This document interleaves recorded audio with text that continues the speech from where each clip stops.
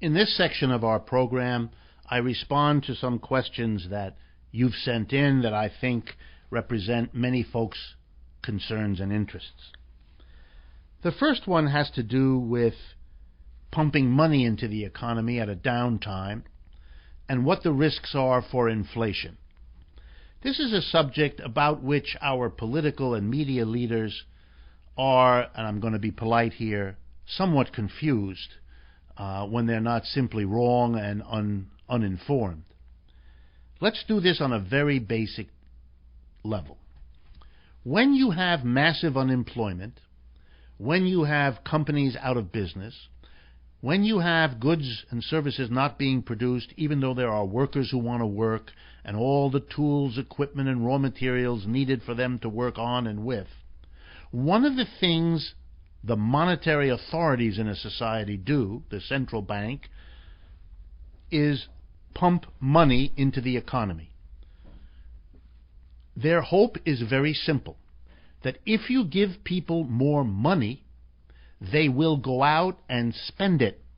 They will want to buy more goods and services with the money, and that will lead store owners to say, wow, I can make more profits if I order more goods and services from my providers, from the companies that make the goods and services, so I'll be able to have them on hand to sell to the people who have the new extra money. So the idea is pump more money into the economy, and it will lead to more goods and services being produced, and that means more jobs for people producing the goods and services. That is the hope. Does that sometimes work? Yes. Does that lead to inflation? No, because the extra money doesn't bid up the price of goods, because the response to the extra money is to produce more goods. So the extra billion of money in the economy generates an extra billion of goods. The goods are priced at the same price as before, and they're paid for by the extra money that the economy has become equipped with, thanks to printing it by the monetary authority.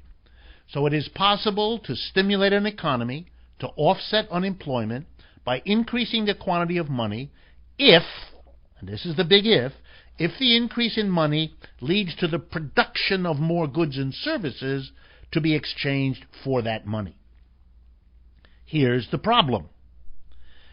In a free enterprise system, the store owner, the factory owner, can choose, has the freedom to choose to respond to extra money in the economy, not by producing more goods and services to sell to the people who have this extra money, but to do something different. The manufacturer, or the retailer, or the wholesaler, or any combination of them, can choose instead to raise the price. Think of it in a simple image. Suppose extra money was dropped on the town in which you live from an airplane. One afternoon, money rained down from the sky. Everybody reached up and grabbed a handful of bills. Now, the local store owners would know that all the citizens in this town now have more money, and they'd be running to the stores pretty soon to buy things. The store owners would now have a choice to make. You could call your supplier and get more stuff to sell these people coming in with their new money. Or you could jack up the prices and soak up the extra money they have by charging more for the same goods you had before. If capitalists, businessmen and women in charge of our stores, our factories, and our offices respond to increasing money that the government pumps in by raising prices, then we will have an inflation. If they respond by ordering more goods to be produced, we will have what Keynes and others hoped we would have, an increase in employment and production and well-being in our society, and no inflation, even though we increase the quantity of money. Final point. That is why sometimes when governments have increased the quantity of money in the hope that it generates more production of goods and services and thus more jobs, but have found themselves frustrated by the pressure of companies to raise prices rather than to produce more goods, that the government has imposed something called a wage price freeze. We did that here in the United States back in 1971 under President Nixon. And for the same simple reason.